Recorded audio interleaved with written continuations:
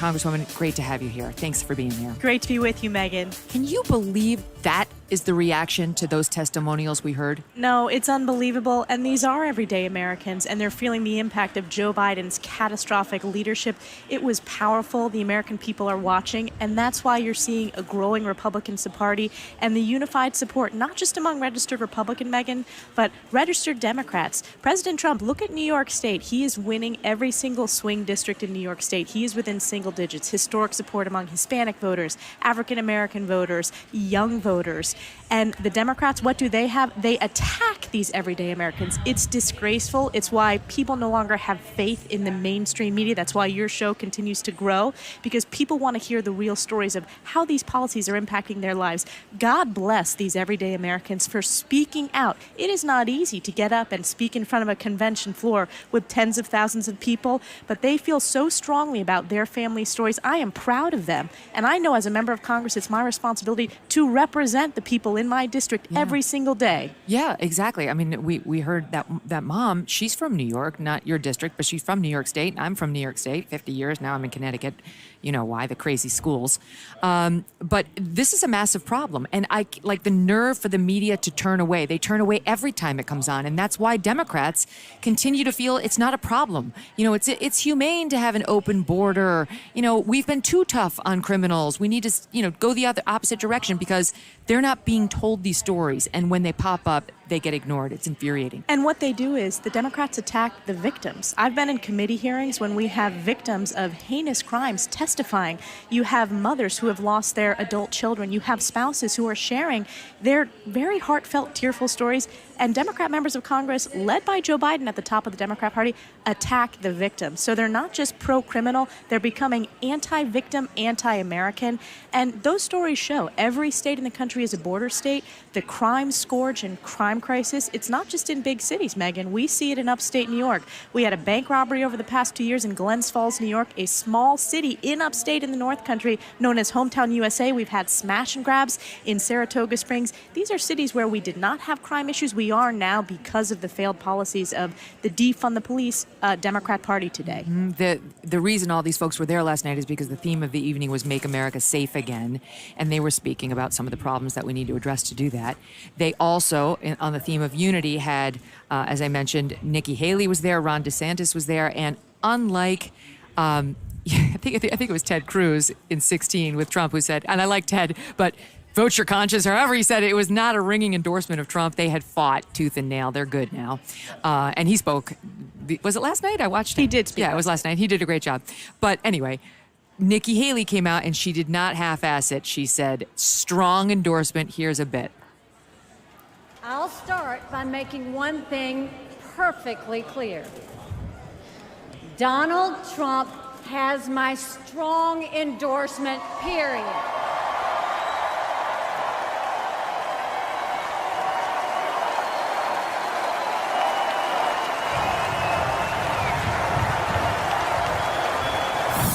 We should acknowledge that there are some Americans who don't agree with Donald Trump 100% of the time. I happen to know some of them. And I want to speak to them tonight.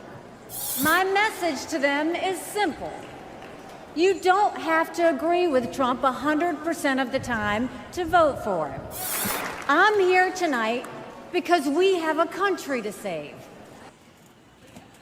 I thought that was a very important moment for Trump in this election. What did you think? I thought it was an important moment. I thought this unity, this excitement, it's historic. And I've been a part of many conventions over the years. I've never felt a Republican Party more unified. And I think the fact that Nikki Haley, Ron DeSantis, Ted Cruz, potential challengers of President Trump in the past, both in 2016 and 2024, stepped up and talked about the stakes of this election. And she was spot on. The state of our country, we need to save our country. And we know that President Trump is going to fire Joe Biden with the support of the American people and save our country, who we are as a very nation. If they can put the differences they had in the, primary campaign behind them, she's basically telegraphing to her supporters, so can you. We have a country to save. The stakes are too high to not get this one right. Ron DeSantis came out with, a very strong message on DEI and the Democrats' policies when it comes to that stuff, and also said the following, watch. They stand for DEI, which really means division, exclusion, and indoctrination, and it is wrong.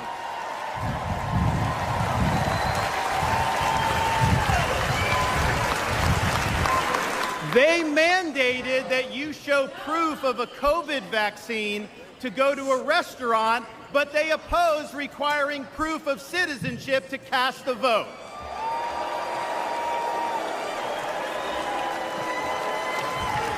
They can't even define what a woman is. Now, Donald Trump stands in their way, and he stands up for America. Donald Trump has been demonized. He's been sued. He's been prosecuted, and he nearly lost his life. We cannot let him down, and we cannot let America down.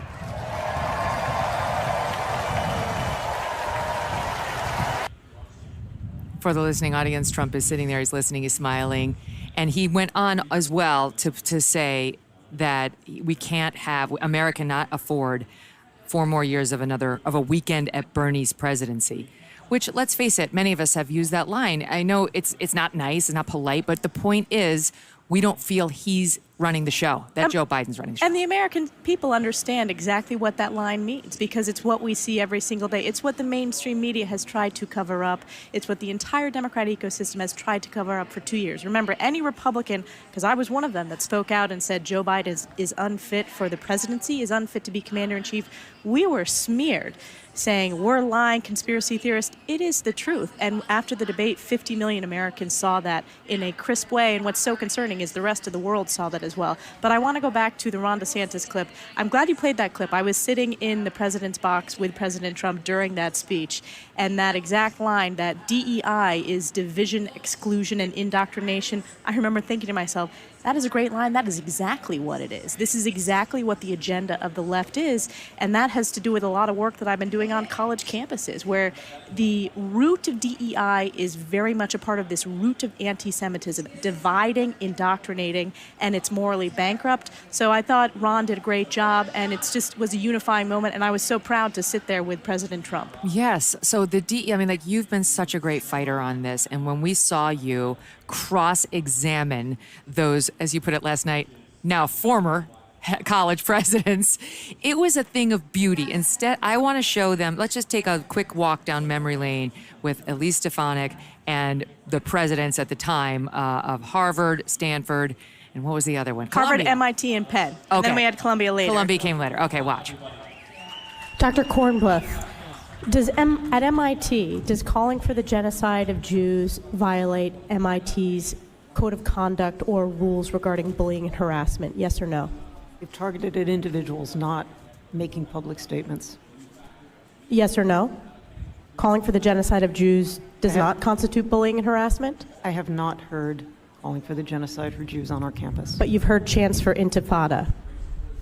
I've heard chants, which can be anti-Semitic depending on the context, when calling for the elimination of the Jewish people. Specifically calling for the genocide of Jews, does that constitute bullying or harassment? If it is directed and severe or pervasive, it is harassment. So the answer is yes. It is a context-dependent decision. So the answer is yes, that calling for the genocide of Jews violates Harvard Code of Conduct, correct? Again, it depends on the context. It does not depend on the context. The answer is yes, and this is why you should resign. These are unacceptable answers across the board.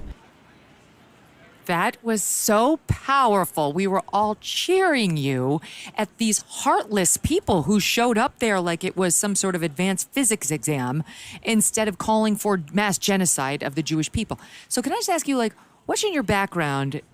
Like, did you start off as a prosecutor? Forgive me, I should know this. I'm not a lawyer. You look like a lawyer. I went to Harvard undergrad. I'm not a lawyer. I've been in Congress for 10 years. And what's interesting about that question, Megyn, is it was the last question of the hearing. It was the most junior member who yielded me the last 3 minutes. I hadn't prepared that question. I thought, how can I ask them in a straightforward, moral way to box them in to answer it correctly? And my follow-up was going to be what disciplinary action has been taken against students who have violated the code of conduct.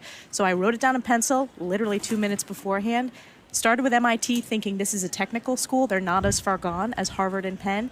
And then it was shocking to me, real time, that they said basically verbatim, it depends on the context. And the interesting thing about the hearing was there was no media in there. That's the C-SPAN clip. And they stood up, they left, it was the last question, they didn't think there was anything wrong, and then in a week, 1 billion people saw that. Because of the moral bankruptcy of their answers, it is now the most viewed testimony in the history of the United States Congress. Oh, wow. More than Watergate, more than any other congressional hearing, because, again, they're so out of touch with everyday Americans. You put up 3 constituents in my district, a farmer, a suburban mom, a manufacturing worker. They know how to answer the question. It is a disgrace that the presidents of our so-called elite universities, one of which is my alma mater, I graduated from Harvard as the first member of my immediate family to have that opportunity. It was not like that when I was there 20 years ago. So it took 48 hours for the Penn president to be forced out. It took a month for the Harvard president to be forced out. The MIT president is clinging on. We have since seen the Columbia president's catastrophic testimony as well. And this is pervasive in higher ed. We have worked on this investigation. If you think the hearing was bad, Megyn, we're going to have to talk about all the documents that have been turned over because of our subpoena. We'll put out a report later this year. That's even more bombshell material in there. It's a disgrace what's happening at these universities. The sad part is, among many sad parts of this, is it's not just the top, the presidents. It goes deep. It's these offices of DEI. It's the administrators. It's 95% of the tenured faculty who supported the presidents and didn't speak out on behalf of what's morally correct, that you condemn calling for the genocide of Jews, and it violates the code of conduct. Can I tell you something? These are the same people who lecture us every other day about empathy. You know, we really just need to be more empathetic. And what they mean by that is we need to support DEI. We need to promote or dismiss people based on the color of their skin, based on their gender, based on their sexual preferences. That's what's empathetic, no matter who gets screwed as a result of these insane policies. And in that same category would be Kara Swisher. And I like Scott Galloway. I'm shocked to hear him talk like this with her. I know it was a joke. It's inappropriate. A man was killed. 2 people are still fighting for their lives. And President Trump dodged a bullet within an inch of his life and was grazed by it. I hadn't heard that until you played it at the start of this show, and I was appalled listening to it. I cannot believe that these are media personalities who are spewing this hate, who are essentially making light of an assassination attempt. And you're right, a 50-year-old former fire chief who is a dad, a husband, who died as a result of this assassin. So it is a disgrace what the media is doing. They have fueled this hate towards President Trump, but it's really a hate of Americans who support President Trump, which is a diverse group of Americans. It is a disgrace, and this is about unity. This is about saving who we are as America. So this is an exciting, historic moment at this convention. You see a stark contrast with the hate on the left versus the unity that we have in the Republican Party. You can't be empathetic after the man gets shot at, right? The ear, a man is dead. You can't be empathetic, period. Like, don't ask me for empathy when I don't favor quotas in hiring, and yet I can see the man's humanity and you cannot. She said in that clip we played in the intro, he was awfully fast on his feet, about President Trump.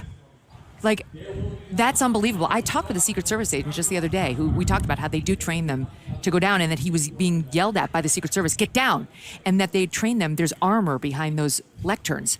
So that's what you do, right, to save your life. She thinks it's suspicious, and she's not the only one. Now, there's plenty of crackpots out there I could bring before you and say, look at this nutcase.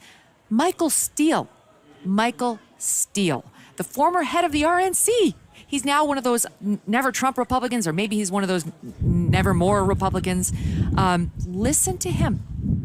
It's been 3 days, going on 4, since this horrific event occurred. A person lost their life, 2 have been severely injured, and yet we've not received a medical report from the hospital, nor have we received a medical report from the campaign or from the Trump organization about the extent of the damage to his ear. If he was shot by a high-caliber bullet, there's probably be very little ear there. And so we'd like to know that. Is there cosmetic surgery involved? What is the prognosis for recovery? Were there stitches? What is the extent and nature of the damage to his ear? Was it caused by a bullet, as opposed to, as some reports from those on the scene, other reporters, saying that it was actually shards of glass from the teleprompter itself, not the bullet? So there are a lot of questions around that ear. Michael Steele is correct. While there is a certain amount of time that could be understandable for any medical scenario, The calls around the current president's medical condition, the questions around his capacity, right, are also the same questions you have in a medical event like this. Certainly the public would want to know as much as possible about both incidents, and the Trump campaign has not been the most transparent. So I think getting medical records and briefing on that at some point would be appropriate. That's what journalists often ask. I don't watch MSDNC because it's so I'm seeing these clips so you don't have for the first time. This is appalling. The questions I have is, how was this security lapse even happen? We need to get an answer to that. How is this